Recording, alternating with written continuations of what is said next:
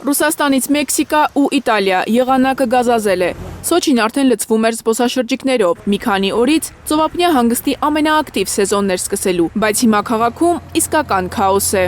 Մեկ օրում տեղացել է այնքան անձրև, որքան սովորաբար գալիս է մեկ ամսվա ընթացքում։ Իրագետը դուրս է եկել ափերից։ Սոչիի քաղաքապետը հրահանգել է առնվազն 24 ժամով փակել բոլոր լողափերը։ Տորնադոներ են Սև ծովի ափերին, իսկ լեռներում Կրասնայա Պոլյանայի տարածքում ձյուն է, ջերմաստիճանը հասել է 0-ի։ Արտակարգ իրավիճակների նախարարության կանխատեսումներով անոմալ եղանակը շուտով կխաղաղվի, բայց լեռնային շրջաններում կպահպանվի սելավների ռիսկը։ Մեքսիկայում էլ են հեղեղումներ։ Մեքսիկական ծոցի ջրերը ոչնչացրել են Էլ Ակրն բնակավայրը, հարևան քաղաքներին կապող միակ ճանապարհը։ Հարյուրավոր ընտանիքներ մնացել են մեկուսացված։ Տարիներ շարունակ բնապահպանները զգուշացրել են Մեքսիկայի կառավարությանը, որ ափամերձ Էլ Ակրնի մոտ 300 բնակիչների կյանքը վտանգված է։